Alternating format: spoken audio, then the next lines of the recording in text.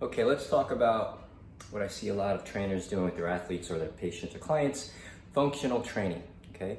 Functional training meaning they're working with a more limited base of support to instill more instability that the client's body has to, their nervous system has to adapt to, and working in multiple planes of motion, okay? Functional training. There's a time and a place for that, but really, reality is not you don't need a lot of time. Got to give our bodies and our nervous system more credit. It'll adapt to that pretty fast.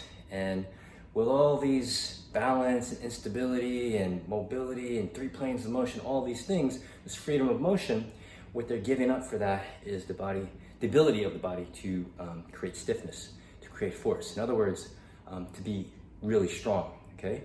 Now, you could be strength within those movements in functional training, and that's what people do. They do progressive overload and in that model of functional training. But in reality, it doesn't take too long to become good at that, becoming good at those skills, and for them to carry over into an athlete or a person's athletic endeavors. So what I'm advocating, or what I'm trying to open the minds of others, is to spend more time in a client's program on strength training. I'm talking more maximal strength or sub-max strength, 75 to 95% of their 1 rep max, their ability to get super stiff, their ability to create full body tension, to express that in that maximal or sub-maximal amount of force in a specific movement, okay?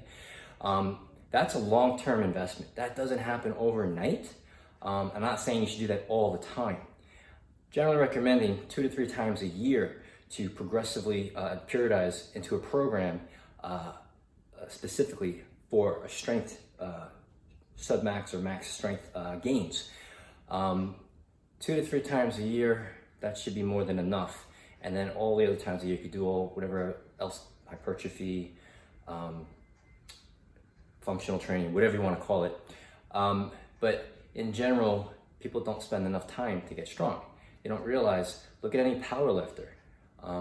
That takes years for them to develop that strength. It doesn't happen overnight.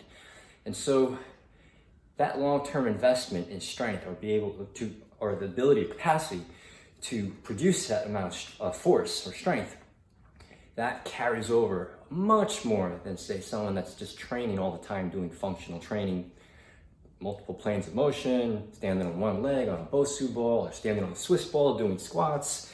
You know who I'm talking about. So those are all cool and great, but in reality, take somebody that could squat 2 to 3 times their body weight, could deadlift 2 to 3 times their body weight, bench twice their body, whatever it may be. Just basic compound movements, old school compound movements, get them strong, and that'll carry over tremendously, okay, and help your body become a lot more resilient because it can handle more stress, right? And then you incorporate the functional training aspects if you desire, or as needed for the individual, it's a case-by-case basis, then you can start adding that in. But use that strength, maximal, submax strength foundation as a foundation, all right?